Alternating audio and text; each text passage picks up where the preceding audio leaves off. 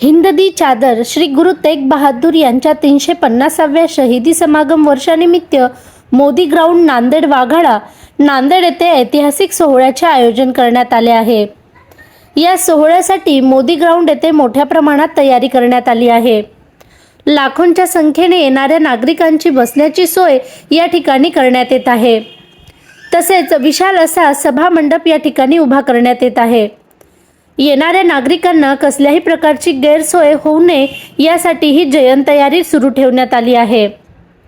हा हिंददी चादर सोहळा दिनांक 24 आणि 25 जानेवारी 2026 रोजी सुरू होणार असून या कार्यक्रमाचा वेळ सकाळी 8 ते रात्री 10 पर्यंत आहे।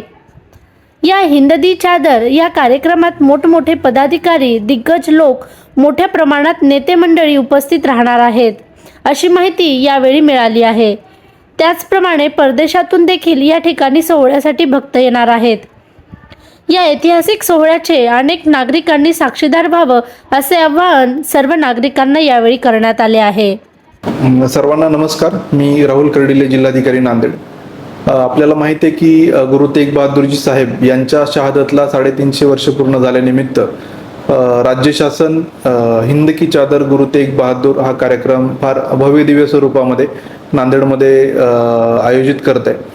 त्या अनुषंगाने या कार्यक्रमाची पूर्ण तयारी जोरात सुरू आहे।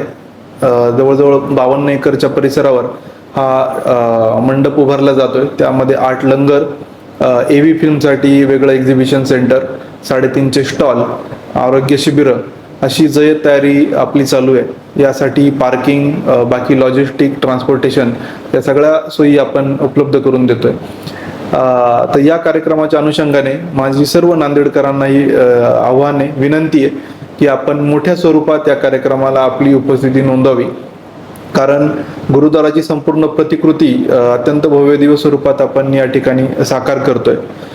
सर्व भाविकांनी, सर्व समाजाने या कार्यक्रमामध्ये मोठ्या उत्साहाने सहभागी व्हावं।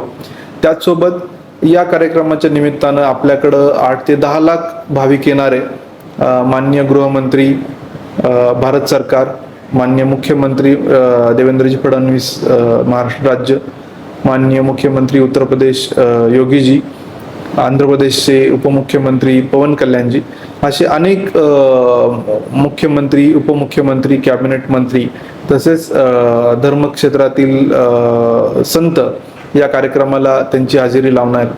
तर आपण मोठ्या संख्येने या ठिकाणी यावं आणि जे भाविक येणार आहे त्यांना वेगळ्या प्रकारच्या सेवा देण्यासाठी जे इच्छुक असतील संघटना, NGOज, त्यांनी पण जिल्हाधिकारी कार्यालयाशी संपर्क साधावा आणि त्यांना निश्चितपणे आम्ही स्टॉल उपलब्ध करून देऊ, जेणेकरून या सगळ्या कार्यक्रमाला त्यांचाही हातभार लागेल आणि त्यांच्या सद्भावना जोडल्या जातील। परत एकदा मी सर्वांना आवाहन करतो, आपण या कार्यक्रमाचं जो की 24 आणि 25 जानेवारीला होऊ घातलेला आहे याचा लाभ घ्यावा। धन्यवाद।